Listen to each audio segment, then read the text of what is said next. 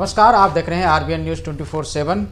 केंद्र सरकार का बजट 2026 वित्त मंत्री निर्मला सीतारमण के द्वारा पेश किया गया संसद में। और जाहिर सी बात है, जब बजट आएगा तो उसका समर्थन भी होगा, समर्थन के साथ साथ विरोध भी होगा। ऐसे ही कुछ बजट आने के बाद कुछ प्रतिक्रियाएं आई। सभी विपक्ष इसको दिशाहीन बताते हैं और केंद्र सरकार की नाकामी बताते हैं कि इस बजट के द्वारा गरीबों के लिए कुछ नहीं है। और सबसे बड़ा सवाल तो ये उठता है कि इस बजट से आम आदमी को क्या मिला। तो आज हमारे साथ बलबीर बल्ली जी मौजूद हैं, इनसे बातचीत करेंगे। बलबीर सिंह जी जो कि भाजपा के जिला के महामंत्री हैं, इसके साथ साथ भाजपा के वरिष्ठ नेता भी हैं, तो इनसे बातचीत करेंगे बजट को लेकर। सर, बजट आया है और बजट को लेकर आलोचनाएँ हो रही हैं और बताया जा रहा है कि इससे आम आदमी को क्या मिला। नहीं, देखिए, ये जो बजट है ये शॉर्ट टर्म बजट नहीं है। ये भारत को 2047 तक जो विकसित भारत बनाना है, ये उसी की एक नींव इस 2026 के बजट में रखी गई है। और इसमें जितने आगे की जो एक रूपरेखा तय की गई है कि किस प्रकार भारत को आत्मनिर्भर बनना है, किस प्रकार भारत को 2047 तक विकसित राष्ट्र बनाना है, उसके लिए एक पहला कदम इस बार सरकार ने उठाया है। हो सकता है कुछ लोगों को कुछ डायरेक्ट बेनिफिट ना मिले, कुछ सब्सिडी ना मिली हो, लेकिन आने वाले समय में ये बजट एक लॉन्ग टर्म प्लानिंग के अंतर्गत बनाया गया है। और आप देखेंगे आने वाले इसमें प्रत्येक क्षेत्र में जो भी सरकार ने कदम उठाए हैं, उससे लगता है, देखिए, ये जो बजट है इसको विकसित भारत की दिशा में मुख्य रूप से 3 कर्तव्य जो इस बजट में बताए हैं। एक तो है आर्थिक विकास को तेज़ और लगातार बनाए रखना। देखिए, जब तक आर्थिक विकास तेज़ नहीं होगा, लोगों को शॉर्ट टर्म सब्सिडी देके लोगों को खुश तो किया जा सकता है, लेकिन लोगों को अपने पैरों पे खड़े हों और वो कमाएं। जब वो खुद कमाने लगेंगे तो देश कमाता है, और जब देश कमाता है तो देश अपने आप विकसित राष्ट्र की तरफ अग्रसर होता है। तो इस बजट में वो सारे काम किए गए हैं। जैसे मैं आपको बताऊं, उत्पादकता, प्रतिस्पर्धा और वैश्विक उथल पुथल के बावजूद एक लचीलेपन का रवैया जो भारत ने अपनाया है। भारत के ऊपर अमेरिका ने बहुत सारे टैरिफ लगाए, लेकिन भारत ने अपने लचीलेपन का रखते हुए अन्य राष्ट्रों के साथ टैरिफ किए। लेकिन इस बजट में कि देश के आर्थिक विकास को तेज़ रखना है, उसके लिए हमें अपनी प्रोडक्टिविटी और कम्पिटिटिवनेस और क्वालिटी, इसके ऊपर विशेष ध्यान दिया गया है। और देखिए, 7 ऐसे स्ट्रैटेजिक सेक्टर हैं जिसमें भारत को एक विशेष रूप से सरकार को भी सहायता करनी पड़ेगी, जिसमें सेमीकंडक्टर के लिए सेमीकंडक्टर 2.0। पीछे देश ने देखा कि चाइना जो सेमीकंडक्टर अगर सप्लाई कम कर देता है तो हमारे यहाँ बहुत सारे, चाहे वो ऑटोमोबाइल का सेक्टर रहा हो, चाहे जहाँ भी सेमीकंडक्टर चिप्स लगती हैं, उसमें भारत आज तक आत्मनिर्भर नहीं है। और सरकार ने पीछे देखा कि किस प्रकार भारत के जो प्रोडक्शन में एक जो छोटा सा एक कंपोनेंट्स की वजह से पूरी फैक्ट्रियां बंद होने के कगार पे आ गई। भारत ने उसके लिए लगातार कदम उठाए। और इस बार इलेक्ट्रॉनिक्स के जो सेमीकंडक्टर का ये एक इलेक्ट्रॉनिक्स के अंडर आता है, वहाँ पे 40,000 करोड़ रुपए का एक विशेष फंड इसके लिए दिया गया है। और इससे आने वाले आप समय में देखेंगे भारत इलेक्ट्रॉनिक्स के क्षेत्र में एक लंबी छलांग लगा रहा होगा। इसी प्रकार टेक्सटाइल का सेक्टर्स है, उसमें भी भारत को विदेशों से, कई देशों से इंटरनेशनल लेवल पे एक भारी कंपटीशन का सामना करना पड़ रहा था। उसके लिए भी टेक्सटाइल सेक्टर के लिए भी सरकार ने इस बजट में विशेष प्रावधान किया है।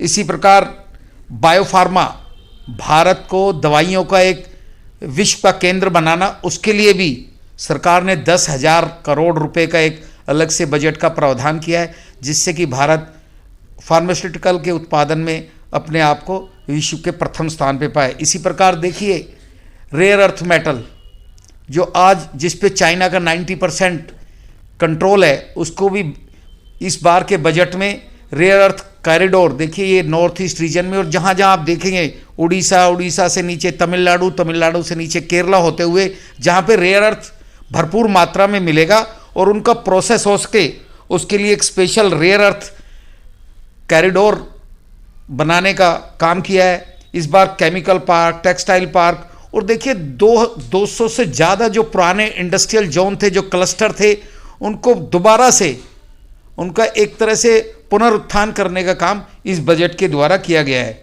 और आप देखेंगे कि अगर भारत को 2047 तक अगर $40 ट्रिलियन की इकोनॉमी बनाना है, $40 ट्रिलियन कि ये अर्थव्यवस्था बन सके, इसके लिए यहाँ पे विशेष कदम यहाँ पे उठाए। इसी प्रकार देखिए ये जो बजट है, लोगों की आकांक्षाओं को पूरा करना और क्षमता का निर्माण करना। देखिए यहाँ पे यूथ है, उसकी बहुत सारी ऐसी आकांक्षाएं हैं, तो उनको स्किलिंग, उसके बाद एम्प्लॉयमेंट, और एम्प्लॉयमेंट के बाद एंटरप्रेन्योरशिप। देखिए हमारा युवा जब स्किल बनेगा तो एम्प्लॉयमेंट्स की कमी नहीं रहती, और जब एम्प्लॉयमेंट्स के साथ साथ अगर उनमें एंटरप्रेन्योरशिप आ जाती है तो इस बजट में उसके लिए विशेष प्रावधान किया है। एमएसएमई सेक्टर के लिए 10,000 करोड़ रुपए का प्रावधान किया है। देखिए ये सारे वो प्रावधान है जो एक लंबे समय में, एक दीर्घकालीन अवधि में अर्थव्यवस्था को मजबूत बनाएंगे और हम लोग विकास की ओर अग्रसर होंगे। इसी प्रकार सबका साथ सबका विकास, हर परिवार, हर समुदाय, क्षेत्र और सेक्टर को देखिए संसाधन उपलब्ध कराना और उन संसाधनों को उपलब्ध कराकर एम्प्लॉयमेंट्स के, एंटरप्रेन्योरशिप के अवसर प्रदान करना, ये काम इस बजट में किया गया है। गरीबों के लिए, अनुसूचित जाति के लिए, महिलाओं के लिए, उनकी शिक्षा के लिए और उनके लिए विशेष सुविधाएं प्रदान करने का काम, जैसे महिलाओं के लिए भारत के सभी जिलों में एक हॉस्टल देना, ताकि अगर कुछ महिलाएं जो पढ़ने के लिए गाँव में वो सुविधाएं होती नहीं, वो किसी डिस्ट्रिक्ट में आके जब पढ़ती है तो उनके लिए विशेष रूप से सरकार प्रत्येक जिले में एक हॉस्टल बनाने का काम इस बजट में उसके लिए प्रावधान किया है।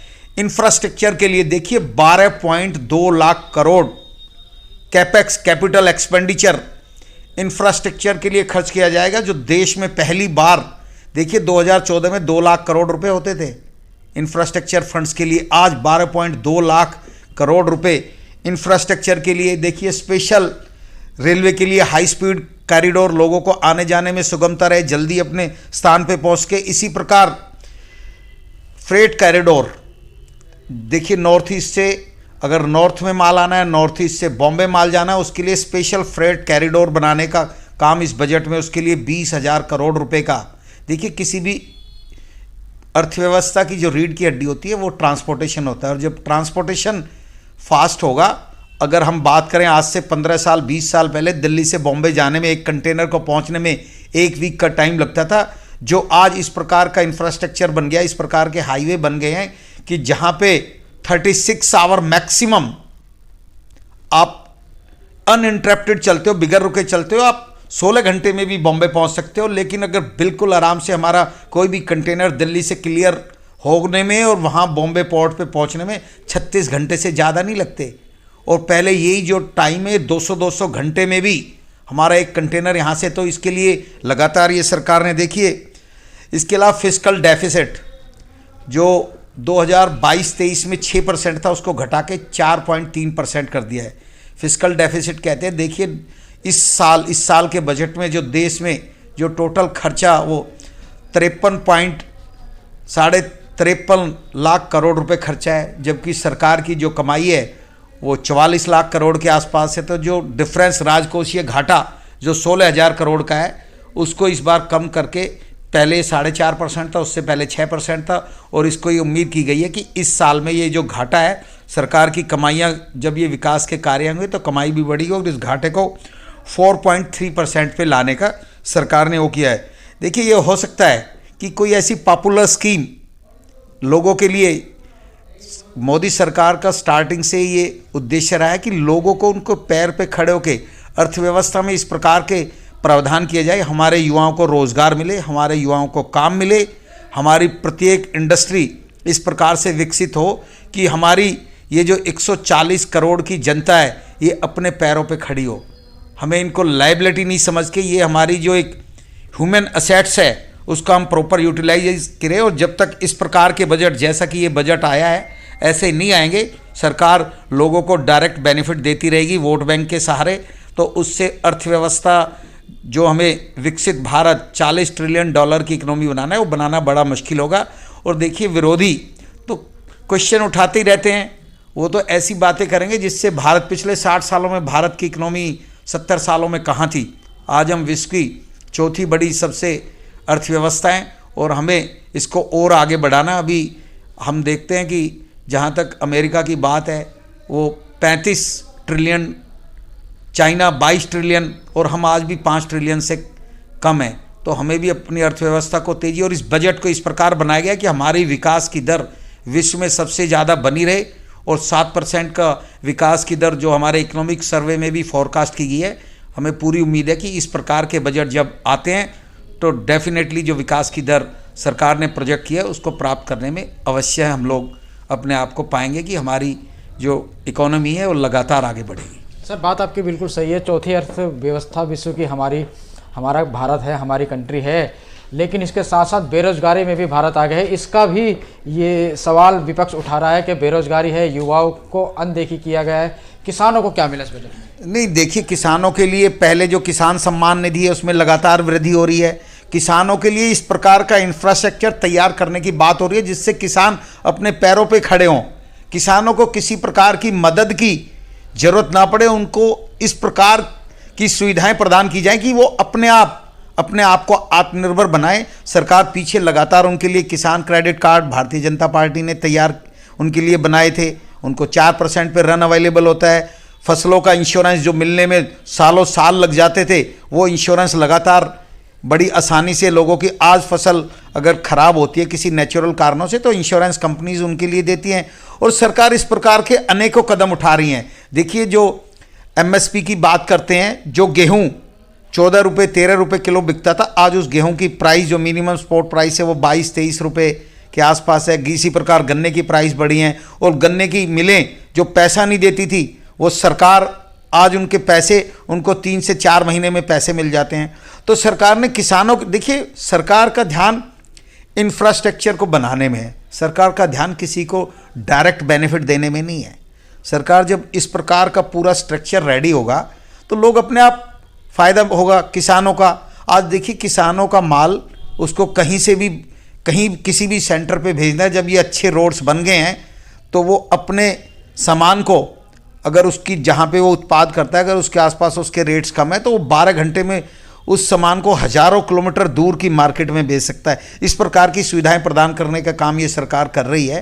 तो ये कहना तो युवाओं के लिए, अब देखिए, अगर सेमीकंडक्टर चिप्स इंडिया में अगर वर्ल्ड का नंबर 1 सेंटर बनेगा तो कितने लोगों को यहाँ पे एम्प्लॉयमेंट मिलेगी।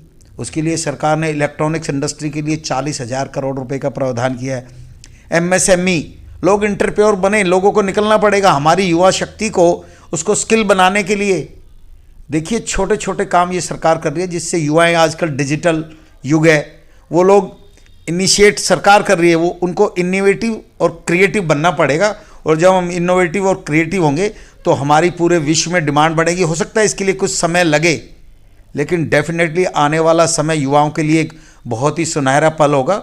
और ऐसा नहीं है कि लोगों को रोज़गार नहीं मिलेंगे, रोज़गार आज भी भारी संख्या में अवेलेबल है, लेकिन कुछ लोग जो रोज़गार करना ही नहीं चाहते क्योंकि लोगों ने उनको आदत डाल दी थी, उनको इस प्रकार की सुविधाएं देती थी कि जिसकी उनको फ्री की।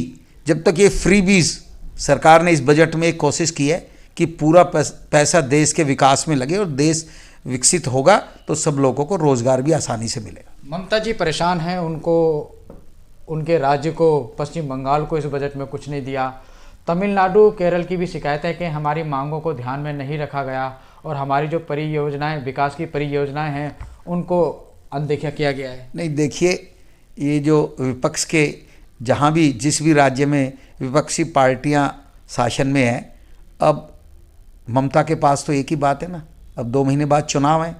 ममता दीदी को तो लगेगा कि उनको कुछ नहीं मिला, उनको सब कुछ मिलता है। और देखिए, संघीय ढांचे के अंतर्गत भारत में एक संविधान में व्यवस्था है और जिस राज्य का जो हिस्सा होता है वो उसको मिलता है, ऐसा हो ही नहीं सकता। और संघीय ढांचे में ममता जी लगातार इसी प्रकार के क्वेश्चन उठाती रहेगी।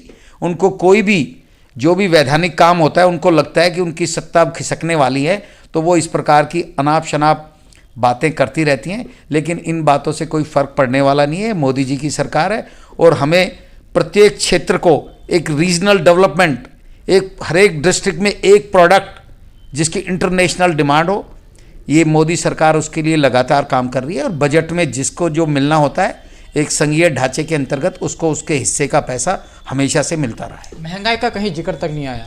नहीं, देखिए, महंगाई की दर तो इंडिया में पहले ही बहुत कम है। आप दूसरे कंट्रीज़ को देखेंगे, आज भी हमारी महंगाई दर 2% के आसपास है।